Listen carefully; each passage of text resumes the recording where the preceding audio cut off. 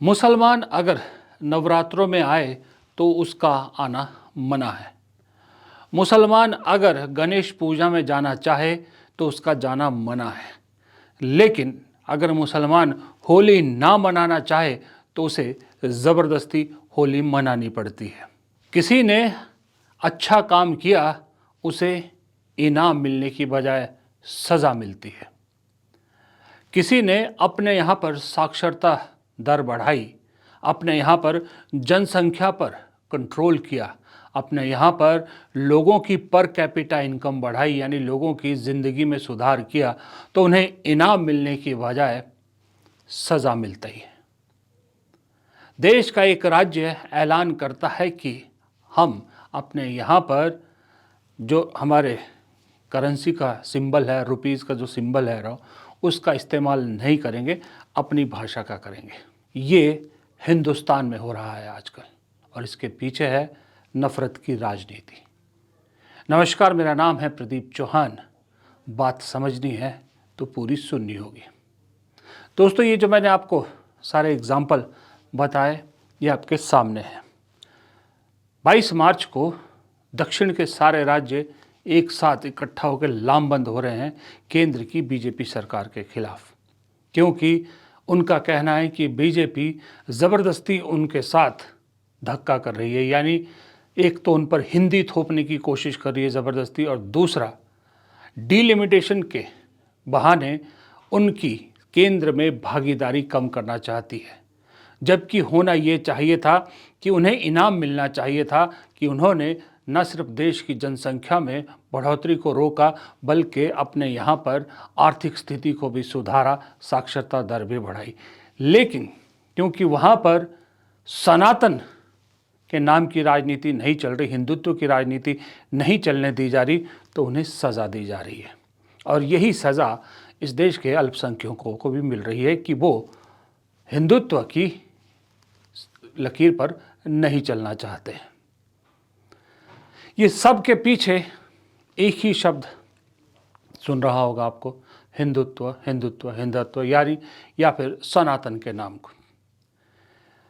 11 साल हो गए हिंदुत्व की राजनीति इस देश में कम होने की बजाय बढ़ती जा रही है, बढ़ती जा रही, बढ़ती जा रही है। और एक वर्ग ऐसा है जो इसे अब अपनी बपौती समझने लगा है। वो अपने आप को हिंदुओं का ठेकेदार समझने लगा है, जो कहता है कि जो हिंदू कुंभ में स्नान नहीं करेगा वो हिंदू ही नहीं होगा। इस तरह की बात करने लगा है। अब इसका इलाज क्या है? इस समस्या का निदान क्या है? इस समस्या का निदान है कि इसके सामने कुछ ऐसा एक अल्टरनेट पेश किया जाए जो उतना ही मजबूत हो जितना कि ये हो चुका है आज की डेट में। क्योंकि ये तो सच्चाई है कि ये जो सनातनी राजनीति या हिंदुत्व की जो राजनीति है, जो हिंदुत्व के ठेकेदार बने हैं, इससे देश की बहुत सी जनता ऊब चुकी है। देश की जनता भी अब ये हिंदू मुसलमान से बाहर निकलना चाहती है। देश की जनता भी क्षेत्रवाद से बाहर निकलना चाहती है। लेकिन समस्या उसकी ये है कि उसके सामने कोई अल्टरनेट नहीं है। जो अल्टरनेट में सामने खड़ी पार्टियां हैं वो भी इस हिंदू वोट के चक्कर में वक्त वक्त पर सॉफ्ट हिंदुत्व की राजनीति करने लगती है। तो आम आदमी सोचता है कि जब मुझे हिंदुत्व के नाम पर ही वोट करना है तो फिर ये सॉफ्ट हिंदुत्व वालों को साथ में क्यों जाऊं? जो हार्ड हिंदुत्व वाले हैं उन्हीं के साथ चलता हूं। कम से कम मैं किसी की नज़रों में तो नहीं आऊँगा या किसी के निशाने पर तो नहीं आऊँगा। ये इस देश में अभी सोच है। लेकिन क्या इस सोच को बदला जा सकता है? क्या ये सोच एक मजबूत अल्टरनेट के ज़रिए बदली जा सकती है? कोशिश तो की जा रही है, और ये कोशिश की जा रही है राहुल गांधी और प्रियंका गांधी द्वारा। जी हाँ, जितना मैं इस नए साल की राजनीति जो कांग्रेस कर रही है इसको डिकोड करने की कोशिश कर रहा हूँ, उतना ही मुझे ये साफ होता नज़र आ रहा है कि दरअसल राहुल प्रियंका की राजनीति अभी तक जो कांग्रेस 11 साल से राजनीति कर रही थी बीजेपी से निपटने के लिए, उससे थोड़ी अलग जा रही है। वो पार्टी में युवा चेहरे या नए चेहरों के साथ साथ नई तरह की राजनीति भी इंट्रोड्यूस करने की कोशिश कर रही है। एक तरफ है एकदम दक्षिणपंथी राजनीति, हार्डकोर राइट विंगर्स जो अपने आप को सनातन का रक्षक, हिंदुत्व का रक्षक, इस देश का रक्षक सब बता रहे, जो हिंदू राष्ट्र की राजनीति करना चाहते हैं। इसके सामने कोई एक विचारधारा अकेली फिलहाल टिकती नज़र नहीं आ रही। तो इसलिए जो राहुल प्रियंका की राजनीति है उसमें अगर आप ध्यान से देखिए तो आपको तीन चीज़ें एक साथ मिलती हुई नज़र आती हैं। एक है धर्मनिरपेक्षता, जो कांग्रेस का पुराना प्लैंक रहा है। उसके साथ जो कांग्रेस की पुरानी राजनीति रही है, यानी सेंटर की राजनीति, ना राइट विंग ना लेफ्ट विंग, सेंटर की राजनीति, लेकिन अपनी धर्मनिरपेक्ष सेंटर की राजनीति में हल्का सा लेफ्ट का तड़का लग रहा है। जी हाँ, लेफ्ट का तड़का इसलिए लगना ज़रूरी है, मुझे लग रहा है इसलिए लगा रहे हैं वो कि कोई एक खुला रास्ता नहीं छोड़ना चाहते, ऑप्शन नहीं छोड़ना चाहते राहुल प्रियंका। इसलिए आपने देखा होगा कि कांग्रेस में आजकल जो लेफ्ट, खास करके राहुल और प्रियंका की जो टीम है उसमें बहुत से ऐसे नेता एक्टिव हैं या इंपॉर्टेंट जिम्मेदारियां दी जा रही है जिनकी बैकग्राउंड लेफ्ट से है, चाहे कन्हैया कुमार हो, चाहे राहुल गांधी की टीम के मेंबर हो, प्रियंका गांधी की टीम के मेंबर हो, यहाँ तक कि सीताराम येचुरी, स्वर्गीय सीताराम येचुरी राहुल गांधी के खास दोस्त हुआ करते थे राजनीति में।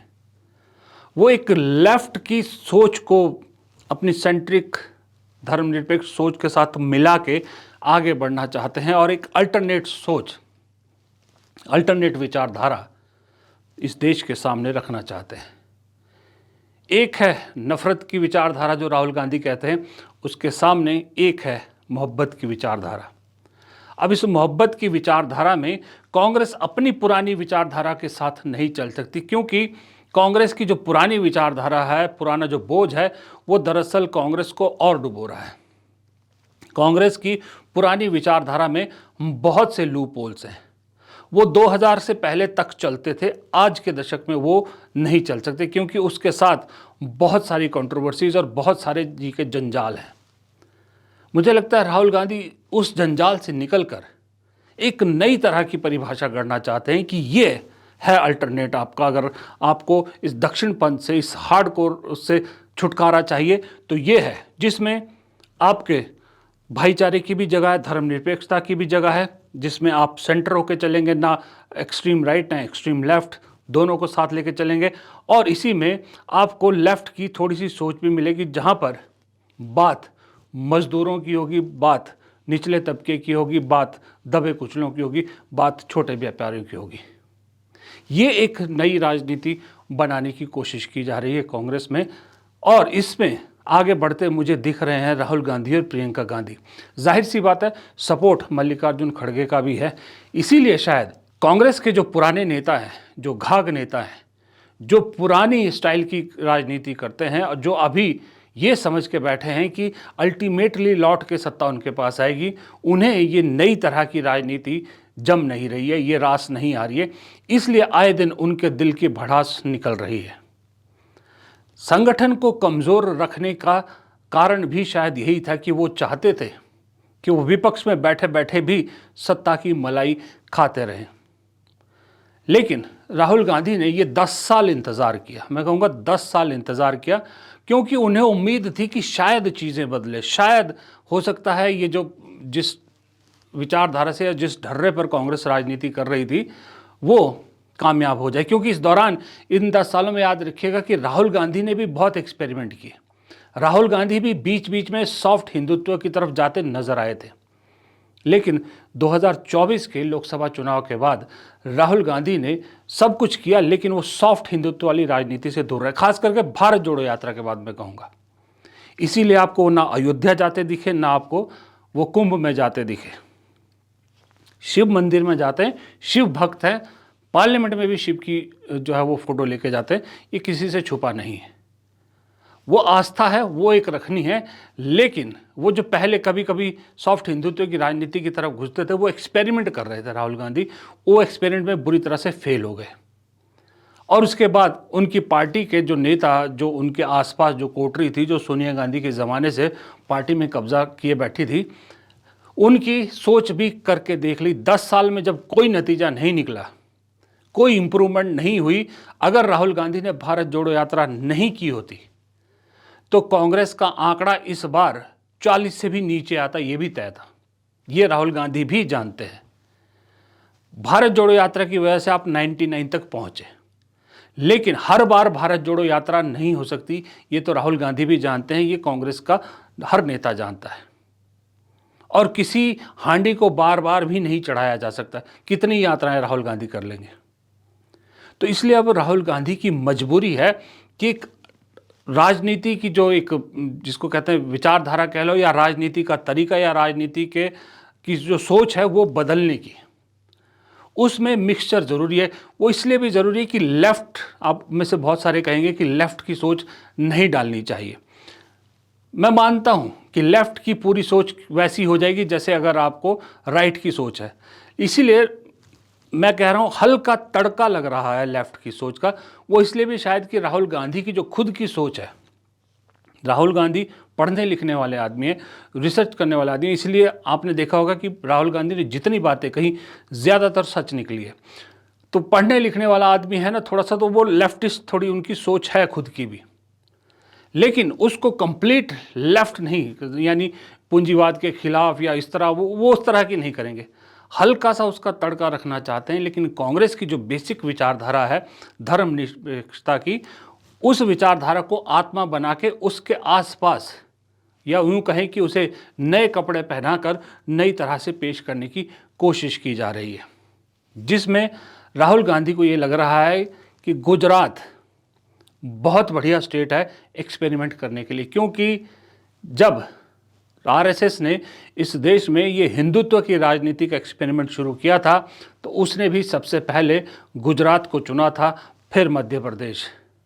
तो शायद राहुल गांधी ने भी इसीलिए गुजरात को चुना है कि हम भी एक्सपेरिमेंट की शुरुआत इसी गुजरात से करते हैं। क्योंकि 2019 के शायद 2017 के विधानसभा चुनाव में राहुल गांधी ने खूब प्रचार किया था जब कांग्रेस 77 सीट तक पहुंच गई थी। तब राहुल गांधी ने एक सॉफ्ट हिंदुत्व का उसमें तड़का डालने की कोशिश की थी। तो उन्हें लगा कि गुजरात में अगर वो थोड़ा सा काम कर सकता है तो शायद ये ऑप्शन भी अगर गुजरात के लोगों के सामने रखो तो हो सकता है एक्सेप्ट हो जाए। इसलिए उन्होंने अपनी प्रयोगशाला गुजरात को बनाया है। इस दौरान बहुत से चुनाव आएंगे, ये पक्की बात है। केरल भी, असम भी, बिहार भी, और भी चुनाव आएंगे। हो सकता है बहुत से चुनाव में कांग्रेस को नाकामी भी मिले। जब नाकामी मिलेगी फिर राहुल गांधी और प्रियंका गांधी की इस अप्रोच पे सवाल भी उठेंगे। लेकिन राहुल गांधी ने शायद अब ये ठान लिया है कि अब कांग्रेस को इसी सोच से चलना होगा। नतीजे चाहे कुछ भी निकले, लेकिन लॉन्ग रन में फ़ायदा यही देगा। असल बात यह है कि आधी से ज़्यादा कांग्रेस को अभी तक ये समझ में भी नहीं आया है कि ये राहुल गांधी और प्रियंका गांधी दोनों भाई बहन मिलके पार्टी की राजनीति या पार्टी की विचारधारा में क्या तड़का लगा रहे हैं, कैसे बदलाव लाने की कोशिश कर रहे हैं पार्टी की राजनीति में। ये अभी आधों से ज़्यादा लोगों को समझ में भी नहीं आया। क्योंकि जब मेरे दिमाग में भी ये खटका तो मैंने कुछ लोगों से बात की कांग्रेस में, तो सबका यही कहना था कि ये तो हमने सोचा ही नहीं, हो सकता है आप ठीक कह रहे हैं। जब इस तरह का रिएक्शन आए तो समझो बहुत से लोगों ने अभी इस तरफ सोचा ही नहीं है। तो इसलिए राहुल गांधी चाहते हैं कि इससे पहले सब लोग समझे, जो दिल्ली में एआईसीसी ऑफिस में बैठ के एसी रूम में बैठ के सिर्फ वहाँ से बैठ के पॉलिटिक्स करते हैं, इसलिए उन्होंने कहा कि इसे सीधा क्यों ना मैदान में उतारा जाए। इसलिए उन्होंने एक पुरानी कांग्रेस की एक पुरानी रणनीति को अपनाया। वो ये है कि क्यों ना सीधा ज़िला अध्यक्षों को मजबूत किया जाए। एक ज़माना होता था कांग्रेस में जब ज़िला अध्यक्ष बहुत मजबूत हुआ करता था। ज़िला अध्यक्ष के रिकमेंडेशंस पर विधायकों की टिकटें डिसाइड हुआ करती थी। उस एक विधानसभा में जितने भी ज़िले पढ़ते थे या जितने भी ज़िला अध्यक्ष पढ़ते थे उनसे राय ली जाती थी। लेकिन वक्त बदला, कांग्रेस में सत्ताएं बदली थी, धीरे धीरे विधायक और फिर पीसीसी और फिर एआईसीसी मजबूत होती गई, मामला उल्टा हो गया। राहुल गांधी उसको वापस पुराने उस पर ला रहे, इसलिए ज़िला अध्यक्षों से और कार्यकर्ताओं से मिल रहे हैं कि पहले उनकी सोच में ये सोच मिलाई जाए, उसके बाद धीरे धीरे फिर ऊपर तक इसको ले जाया जाए। फिलहाल इस वीडियो में इतना ही। प्रदीप चौहान को दीजिए इजाज़त। नमस्कार।